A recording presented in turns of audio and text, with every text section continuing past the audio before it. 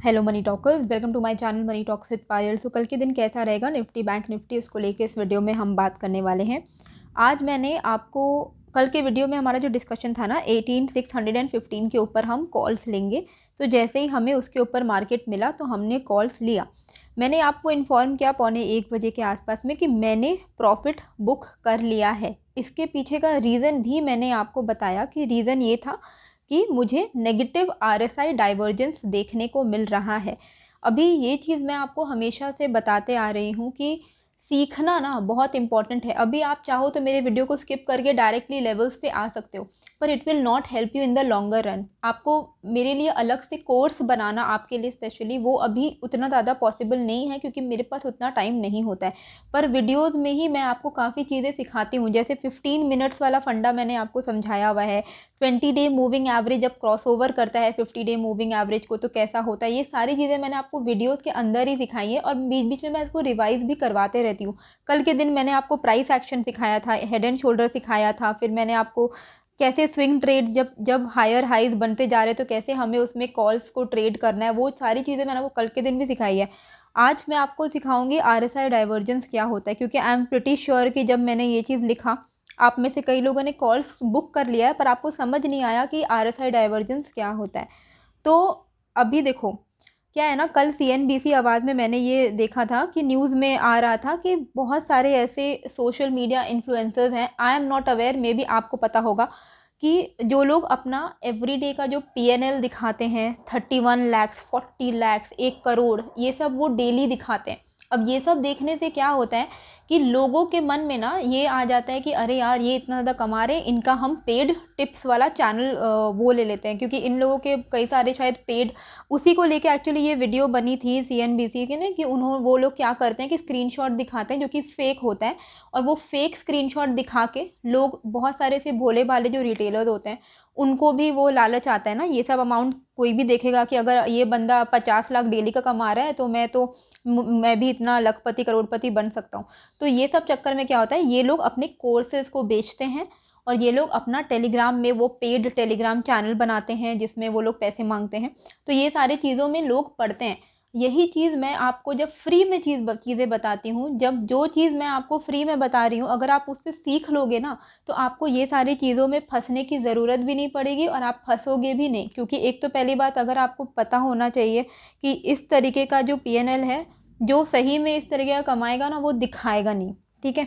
और जो दिखा रहा है और उसके बाद वो कोर्सेज बेच रहा है तो वो फेक है।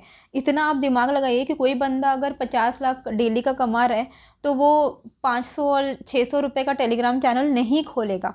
ये चीज़ तो आपको कॉमन सेंस में होनी ही चाहिए। बाकी मैं हमेशा से बोलूँगी, टिप्स के चक्कर में, चाहे वो कोई भी हो, टिप्स के चक्कर में मत पड़िएगा। जो आपको पेड कॉल्स देते हैं ना, मुझे मेल्स आता है कि क्या आपकी कोई पेड टेलीग्राम चैनल है जहाँ पे आप स्टॉक्स बताओ या फिर आप मुझे इंट्राडे का कॉल्स एंड पुट्स बताओ।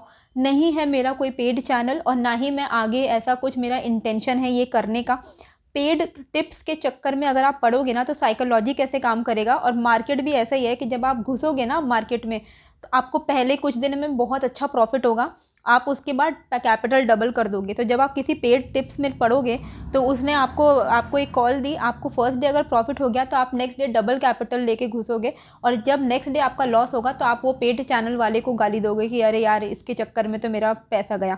तो ये सब चक्कर में मत पड़िए, खुद से सीखिए, ये सबसे ज़्यादा इंपॉर्टेंट है। मैंने अपने लाइफ में खुद से सीखा है और यही चीज़ मैं आपको भी बताना चाहती हूँ कि खुद से जब आप सीखोगे, डिपेंडेंसी नहीं होनी चाहिए। मेरे चैनल पे भी जब आप आ रहे हो ना तो आपको पता होना चाहिए कि हाँ, मेरा आपका खुद का एनालिसिस होना चाहिए और आप उसको मेरे एनालिसिस में मैच करो और आप नया नया चीज़ सीखो ताकि आपको आगे जाके वो चीज़ हेल्प हो। थोड़ा ज्ञान हो रहा है पर ये इंपॉर्टेंट है। कई लोग ऐसे फंसते हैं, मुझे मेल्स आता है मेरे नाम पे फेक चैनल्स हैं, लोग मेरे नाम पे चैनल्स पे लोग पैसे पे किए जा रहे हैं, मेरा कुछ ऐसा है ही नहीं पेड का। तो आप लोगों को ये चीज़ पता होनी चाहिए कि पेड पैसे देने वाली चीज़ों से दूर ही रहिए। हाँ, जैसे मेरा पोर्टफोलियो रिव्यू का सर्विस है, उसमें मेरा 1-on-1 पर्सनल सर्विस होता है। लाइक अगर कोई इंसान अपना पोर्टफोलियो भेज रहा है तो मैं उसके पोर्टफोलियो को रिव्यू करके लॉन्ग टर्म का वो भेजती हूँ। वो बहुत ही कम अमाउंट का मेरा सर्विस है और वो 1 टाइम सर्विस है। लेकिन ऐसा कोई ऑनगोइंग टेलीग्राम चैनल या ऑनगोइंग मेरा कोई कुछ भी ऐसा सर्विस नहीं है, कोर्सेज नहीं है जिसमें आपको पैसे लगे, और ये सारी चीज़ों से जितना आप दूर रहेंगे उतना बेटर है। फ्री में हम देते हैं तो हमारी कोई वैल्यू नहीं है। फैक्ट बताया, आरसीएस बताया, हरिओम पाइप मैंने बताया पिछले हफ्ते, मुझे उतने व्यूज़ नहीं मिलते हैं, ठीक है। ये फ्रस्ट्रेशन मेरे अंदर भी है कि जो लोग ये 30-40 लाख दिखाना, ये स्क्रीनशॉट फेक करके, ये स्क्रीनशॉट बनाना, ये कोई बड़ी बात नहीं है, एडिट करके कोई भी बना सकता है। ये चीज़ जब मैं डालूंगी तो मेरे भी फॉलोअर्स बहुत बढ़ने लगेंगे, पर हम लोग जो जेन्युइन है, जो आपको 4, 7 और 10% के रिटर्न्स ला के दे रहे हैं इंट्राडे में, उनकी वैल्यू नहीं है। तो फ्री में जो भी चीज़ें प्रोवाइड हो उसकी वैल्यू नहीं होती है, ये सच्चाई है। लेकिन आप लोगों के लिए ही मैं बोल रही हूँ कि ये सब चीज़ों से दूर रहिए। हम लोग तो फ्री में आपको प्रोवाइड कर रहे हैं। टेलीग्राम चैनल मेरा फ्री है, उसमें आप ज्वाइन कीजिए। आपको कई सारे ऐसे स्टॉक्स के बारे में पता चलेगा जो आपको इंट्राडे में 2-3 दिन में अच्छे रिटर्न दे देते हैं। तो वही है। अभी RSI नेगेटिव डाइवर्जेंस क्या होता है उस पर हम बात करते हैं।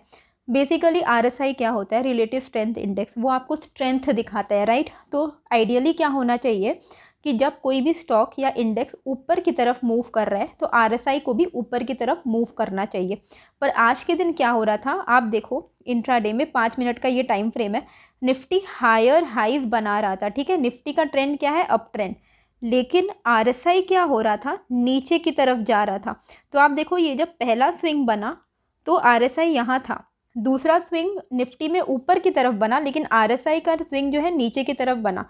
सिमिलरली तीसरा जो स्विंग बना वो निफ्टी का और ऊपर बना और RSI का और ज़्यादा नीचे बना। तो RSI का डाउन ट्रेंड था, RSI लोअर हाइज बना रहा था एंड निफ्टी हायर हाइज बना रहा था। इसका मतलब होता है RSI नेगेटिव डाइवर्जेंस। इसका मतलब ये बिल्कुल भी नहीं है कि आपको पुट ले लेना है क्योंकि यहाँ से मार्केट रिवर्स करेगा।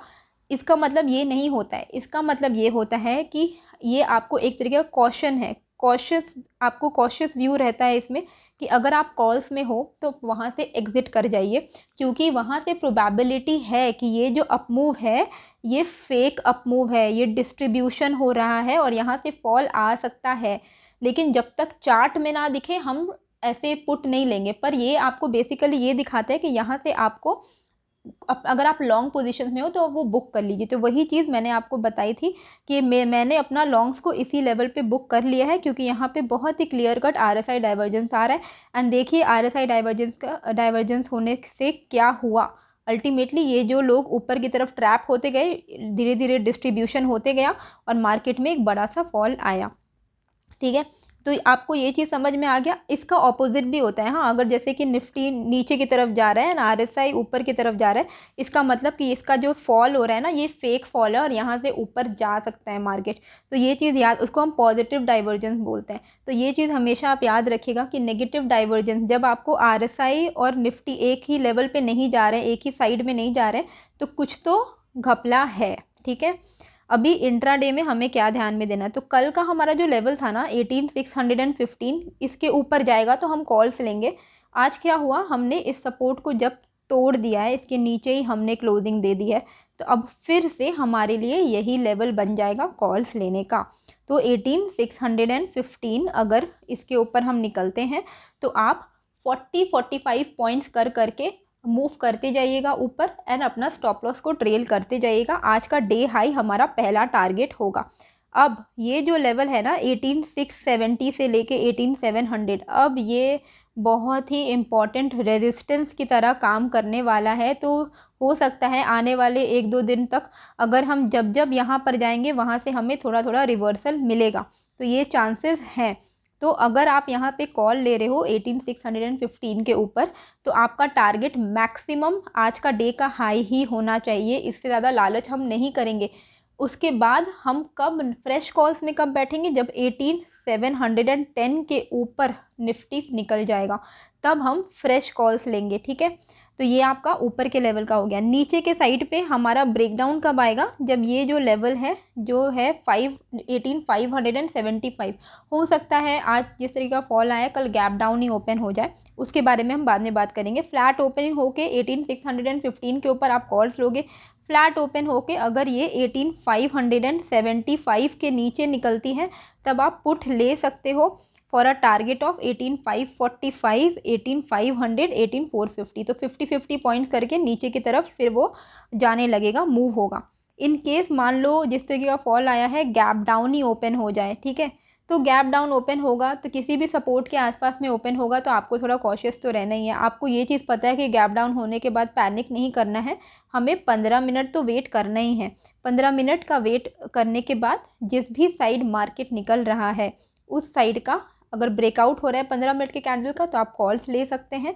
जो टारगेट्स हैं ऊपर के लेवल पे मार्क किया हुआ है, अगर ब्रेक डाउन होता है तो नीचे के लेवल्स के भी मार्क आपको किया हुआ है, स्क्रीनशॉट आप ले सकते हो। तो जिस भी साइड नीचे की तरफ निकल रहा है तो नीचे की तरफ का आप ट्रेड लेंगे, पुट लेंगे, नहीं तो आप कॉल्स लेंगे। बैंक निफ्टी में क्या हमें ध्यान में देना है, हमारा डिस्कशन कल के लिए क्या था कि 43,070 के ऊपर बैंक निफ्टी निकलेगा तो हम कॉल्स लेंगे, और वही हुआ, हमें एक अच्छा मूव भी देखने को मिला। अब कल के लिए हमें यहाँ पर क्या ध्यान देना है, सेम लेवल, ओके 43,070 इसके ऊपर अगर मार्केट निकलता है, बैंक निफ्टी निकलता है तो आपके टारगेट्स क्या होंगे। पहला आपका टारगेट होगा 43,125 का, 43,200 एंड देन 43,280, ये लेवल्स होंगे और यहाँ पर आपको कॉशियस हो जाना है।